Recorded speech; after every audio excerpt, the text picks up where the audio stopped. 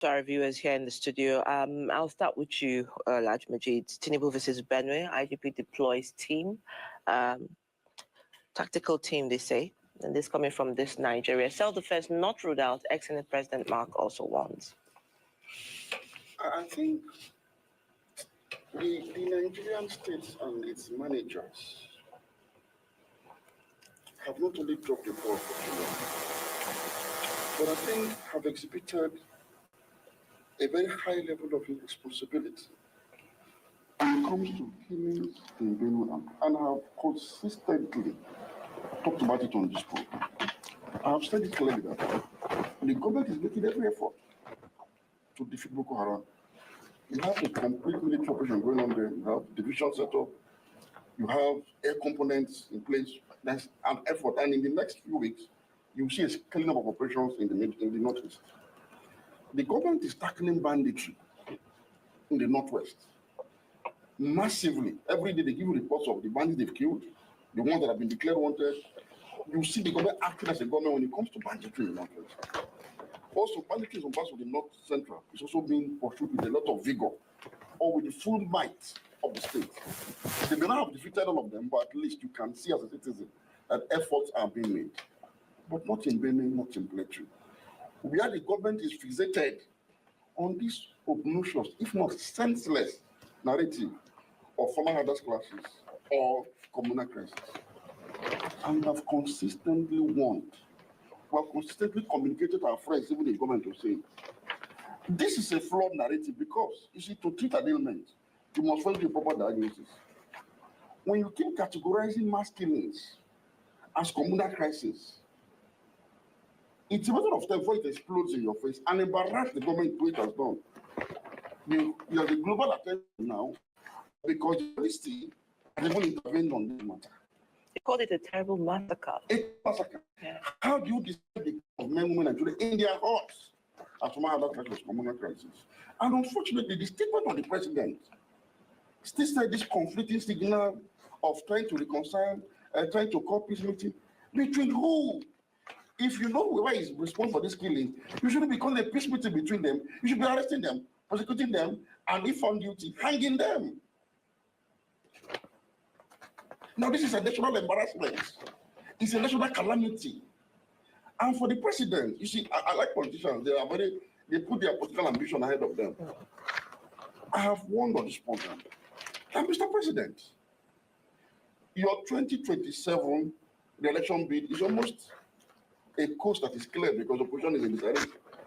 But there's one thing that can derail that ambition is your mishandling of the crisis in Benue and Plateau. You know why? The very reason for power shift to the south that you are enjoying today was because of your predecessor, President Muhammadu Buhari's inability to manage this crisis. And the same posture that the crisis in Benue and Plateau is communal crisis. Remember when it happened in Plateau and Benue? The president said, learn to live together. President Muhammadu Buhari, it's the same thing that our current president is saying. And that was why in the 2023 election, let me emphasize again, Atiku Abubakar of the PDP, who happens to share the same ethnicity with President Buhari as Fulanis, did not win Plateau and Benue and most of the trouble zone in this country for this same reason. When the governors of the South gathered in Asaba and declared the demand for power shift, it was not power shift they went to discuss initially. They went to discuss crisis of herdsmen attacks across the country. And for them, the final solution will be let the commander-in-chief shift from their zone and their demography so that maybe that commander-in-chief can stand up to his responsibility as commander-in-chief. That was the primary reason, meaning that national security became entangled with the demand for power shift politics. Mr. President, if today you cannot protect Benue people who rejected the PDP's candidate, and I'm representing this massively, Obi and Tinubu won Benue massively. They won Plateau massively. If you cannot protect this zone from the massacre of the people they wanted protection from by voting against your rival, on what basis are you going to canvass with their vote and the rest of Nigerians, even in the southern part of this country, for the election? If we accused President Muhammadu Buhari of prioritizing or taking a stand with his ethnicity, over national security of his own citizens from Nigeria, in his handling of his role as commander-in-chief. What are we to accuse President Tinubu, a Southerner and a Yoruba of doing in this instance? When the Southwest was ravaged by killer herdsmen, the Yoruba people of Nigeria, of Southern Nigeria, did not resort to reconciliation and meetings. They formed a Motekun and forcefully enforced some level of security in their zone. Mr. President, why are you now playing the double standard in Benue and Plateau? I've made the point severally. This narrative that I listened to somebody who came yesterday and talked about cattle rustled somewhere, and maybe that was why they were kind of retaliatory attacks. If somebody is able to rustle cattle from a group as powerful as to be able to carry out the kind of retaliation, it tells you that the people that have gone to kill the retaliation couldn't have been the people who rustled their cattle. It's common sense, and I don't know why this common sense has taken flight in the entire religious community of Nigeria. It is common sense that the person that you have gone to kill in his heart could have been the person who rustled your cattle or who killed members of your community. It could have been the person. And the government has a duty to protect the cattle breeder, his cattle, and his economy. In the same way that the government has absolute duty to protect citizens from repressive attack. We're not in an animal kingdom, we're not in the jungle. Let me break this thing down for you, please. You are from Imo State. And I know what's happening in Benue. Somebody tell you, for instance, that maybe a group of thugs or criminals in Imo stole cattle from a cattle breeder and probably killed or maimed one of them. And then you and I will go home as just, you're not a cattle breeder, you're not a cattle breeder, you're not a criminal. And somebody comes and carries out a repression on you and I for not sharing electricity with the people you suspect to have stolen your cattle. Then it means you're in the jungle then. So that means, for instance, the people of Northwest and North Central that have been subjected to Fulani banditry, where they abduct people and demand for ransom. That means you are right to see any Fulani we see anywhere and just kill the Fulani because you are retaliating attacks against their brothers that captured us as bandits. But no, we won't do that because we're human beings. The state must protect everybody. So this flawed narrative has resulted in government inertia in Benue. And look at the embarrassment. It is global. It has now forced the president's hand now to cancel all other events to go to Benue. Under such pressure, is this supposed to be the case? Okay, let's bring in Dr. Maho here. Majid said something about this notion of it being a farmer-herdsman clash, which people have been looking on, which has allowed the thing to escalate. But it appears that gradually people, even in Benue, are beginning to see things differently. On our security program yesterday, we had a guest who said that, look, we know how to form militia, that they're being pushed to the wall where it's actually going to get to that stage. Like he said, we don't allow a situation that leads or drives people to seek self-help to become prevalent, dominant. If government need to act, government needed to have acted yesterday. It's even too late. And they need to take the bull by the horn right now. You know, when we look at the numbers, it's mere statistics. I was reading, you know, but when you see the statistics, these are human beings. These are men, women, children. You know, family members, human beings who had dreams, who had hopes, who had a life sniffed out. There's a report I was reading that between January to date, about 1,500 human beings, Nigerians, have been slaughtered, massacred in Benue. 1,500. This attack we are talking about that happened between Friday night and Saturday morning claimed about 200 people, 200 Nigerians. And we have a nation that is not outraged. Bombs are dropping in Israel, Tel Aviv, Beersheba, and Haifa. Bombs are dropping in Tehran and all over Iran. How many people have been killed so far? I don't think the number I have from the Israeli side, I think it's about 14 as at yesterday, with about 200 injured. And I don't think those have been killed in Iran is up to 100, with all the bombs falling on the Iranian capital.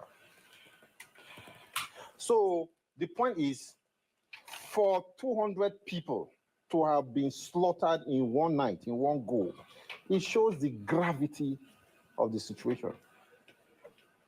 And like I said, Nigerians are not outraged. It shows equally that as a nation, we don't take the lives of our citizens, seriously.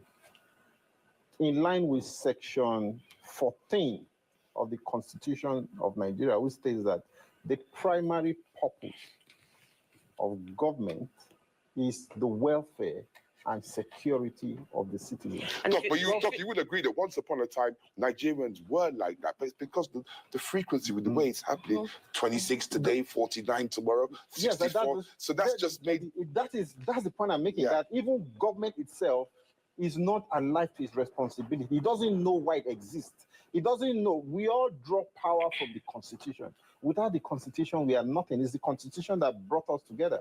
If the Constitution tells you that the primary responsibility of you as a government is security, welfare, you should make it paramount. In every situation, you should make it paramount. And like Moji said, let me just say this before you comment. Over time, I've taken my time to look at each time there's a crisis, specifically in Plateau, in Benue. If you look at all the statements, go and do the analysis. I am somebody that have a quantitative analytical background. And you pay attention to key words, either from this, especially from statement being issued by Bayo Nanuga. I took my time. I wrote it out. These are the words you will hear. Marching order, warring faction, reprisal killing, farmer headers conflict, reconciliation, peace dialogue. Is a template that forms the kernel of the statement issued in respect of this massacre, this genocide being perpetrated by genocidal maniac in the Plateau and in Benue State. And like we've consistently said in this program, who are these people? Have government itself, if you know these people, if you profile them and you know who they are, have you even tell us if the information we feel is the reality on ground, and you have a different information that makes you feel that it's a reprisal attack, you need to dialogue, hold peace meeting with, between the warring faction, that is farmer headers clash. If you have a different information, I don't think government have been able to educate us, the citizens, why this killing has persisted over the years. There was something that Blueprint was, running with as a ride. I think I saw it earlier. It says federal government reduced the local government areas from 17 to 3. I mean, if it's there on your paper, that even comes with the issue of the governor himself. I think the governor of Benue State, Hysen earlier, is committing so many unforced errors. Nobody is forcing him to do certain things. One, before he came into power, there was an anti-grazing law in Benue State, but he watered it down. He didn't implement it. That's number one, up to the extent that I remember sometime last year, the governor of Nasarawa State made a public comment that headers in Nasarawa State are trooping into Benue because of the non-implementation of the anti-grazing law in Benue State by Governor Ilya. One unforced error he made by not putting his foot down and seeing to the implementation of the anti-grazing law in the state. Then two, I'm aware that immediately he came into power, he forced all the local government in Benue State to sign a peace accord with Fulani settlers in their communities. A lot of people kicked against it, but he put his foot down. And three, if you listen to most of his comments, and I want to even add this, that this is even part of it. He is talking about foreign Fulanis. In fact, there's a kind of conspiracy of silence on the part of the state government in Benue State to make sure that the issue, the crisis in Benue State is downplayed in the media. To whose benefit, I don't know.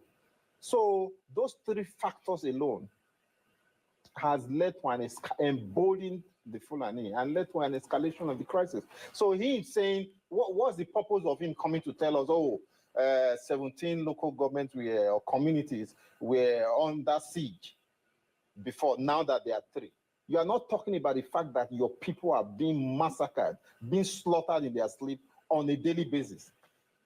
So what you are giving credit where credit should not exist. You should focus on the key issue, bedeviling, the people of your state. Not that talk about the impression I get from there, the optics is that things are improving. It's not as bad as it is, but things are bad. That's a fact. All right. Now, let's go to daily trust, Majid. Self-defense.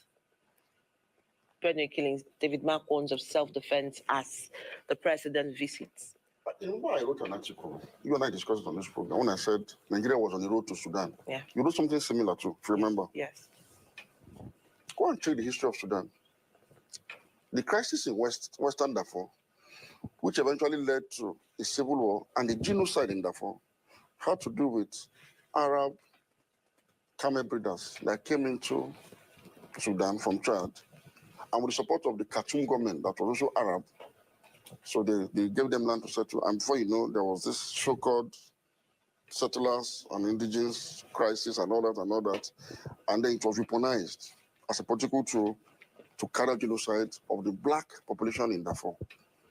Now that group, called the Janjaweed militiamen, eventually became so powerful that today they are overrunning the Sudanese state. Mohammed Hamdan Dagalo, the leader of the RSF that is fighting civil war with the armed forces of Sudan, is the leader of the Janjaweed militia that carried out the carnage in Western Darfur. They became that powerful. When a state begins to massage an issue, it will definitely lead to self-defense. And when that sets in, it becomes anarchy. People, I don't know how long people can sit down and allow their loved ones, like you rightly pointed out, 7 distinct families were wiped out in this carnage. How long will people sit down until they pick up arms like the black people of Western Darfur to defend themselves and becomes a civil war? Because the state has been weakened because of absence of common sense in intelligence gathering. Otherwise, common sense would have told our security chiefs that the man who killed a Fulani man in the forest and rustled his cattle could not have been the same person that was killed in 59 or 200 numbers, I don't know, in his sleep. It's not possible. Bros, if you know what it takes to rustle a cattle, let me tell you, it is hyper criminals. It is easier to rustle a human being than rustle a cattle. It is easier to kidnap a human being because a human being is gone, he's fighting, he begins to obey you.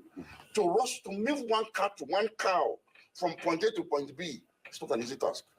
So it takes high-powered, high-level criminality to successfully rustle cattle. You should have known that those ones cannot be lying down waiting for you to come and slaughter them in their sleep. So to continue to justify the killings on this side, as a reprisal for killings on this side, you have completely abdicated your responsibility to protect Nigerians, Fulani and Thief, on this side against killers on this side, whether they're Thief or Fulani. This is a decision that the government has not been able to make. When you come and call peace meeting, who are you calling? You tell the person that went to kill somebody in the hut is why I'm going to call for peace. You think it's one, that old man, and that old woman is the one responsible. Why are we doing this? And the self-help is inevitable. It will happen. We saw something close to it in Uromi. A community that was under siege from the same set of people. And what happened? A group of hunters were now traveling home because they share the same filial in identity with these people. The hunters, what do you call them now? The vigilante Uromi mistook them and killed all of them. We condemned it. But we're not oblivious to the fact that it was a matter of cause and effect. But those people didn't deserve to die for a crime they did not commit. Absolutely. And we condemned it without any reservation. And we praise the government of for doing the needful. We are saying people have been killed in similar manner. In a country of laws that is governed by human beings, that's populated by human beings, there is no room for reprisal. You can't do it even if you wanted to. And I believe that every cultural group in Nigeria, economic cultural group, has a right to settle anywhere and thrive. Governor Alia may have wanted to extend peace to people in Benue, whether you are Fulani cattle breeders, whether you are tea farmers, in the spirit of one Benue, which is commendable. But the federal government, that in charge of core security matters, should have known that this killing has gone beyond what you go from Mahadas clash. It has gone beyond it, way above it. And their failure to do it has boomeranged in their face. Look at the embarrassment. My worry is that the present statement still does not convey a resolution, a determination, a true match in order to provide a final solution to this matter. He's talking about holding meetings. I listened to the phone call between the president and the governor, where the governor was saying that he has had a meeting before and he will hold another one again. And I'm saying this is not a matter of meeting. The state has a duty to neutralize anybody that raises arms against the fellow citizen. The people that have killed him, they should not be invited to the meeting. They should be chased, neutralized, and prosecuted accordingly. Justice should be served to the dead. Otherwise, the Nigerians would have failed those Nigerians, both in life and in death. That is just it's a state failure occurs when the state is unable to provide security to its citizens. Added to that, like Modid just said, what is needed now in Benue is justice.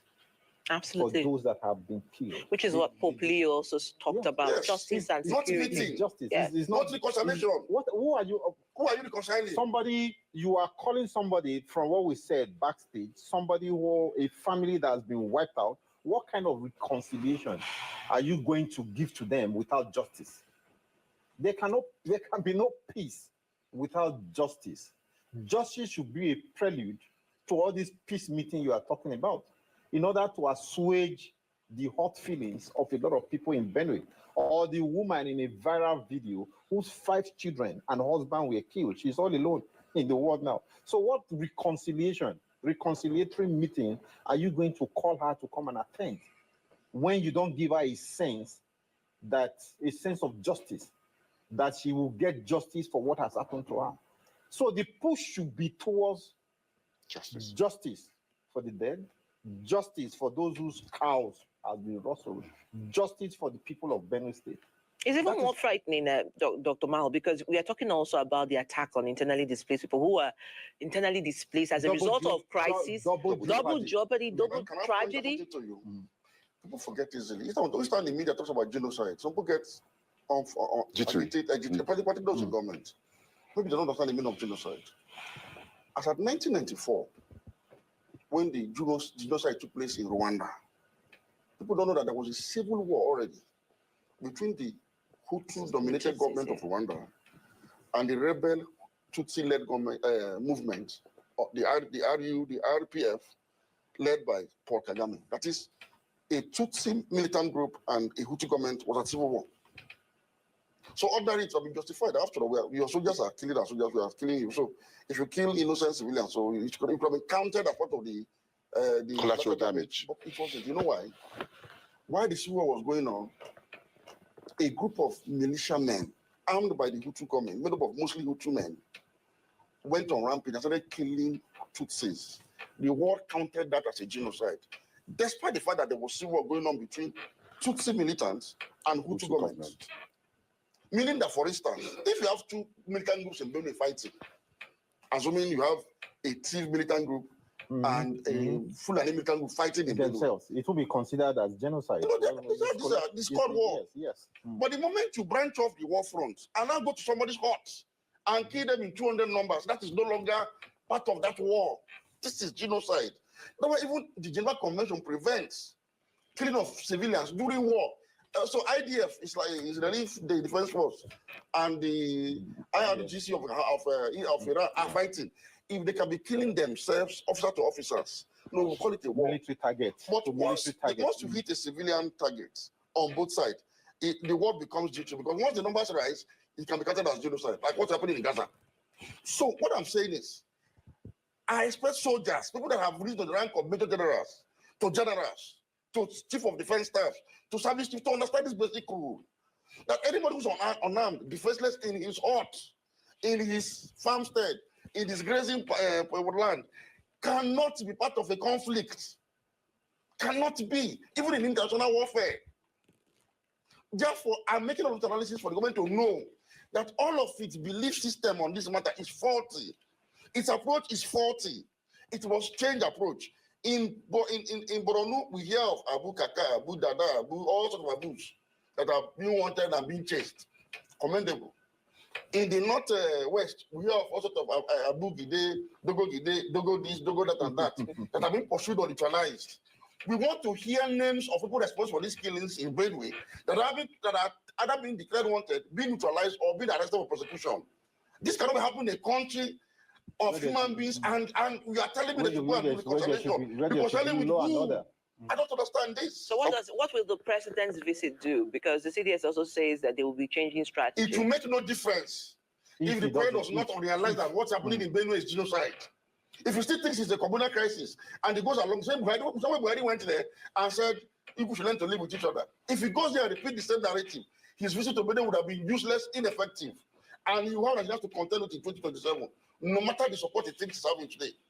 So when he does go, what should he be saying? He should go there and give, as he's arriving, before he arrives tomorrow, today, we want to see him announcing there that before my arrival, the CDS, the IG of police, have led operations in the forest of Benue, and we have killed 100 terrorists.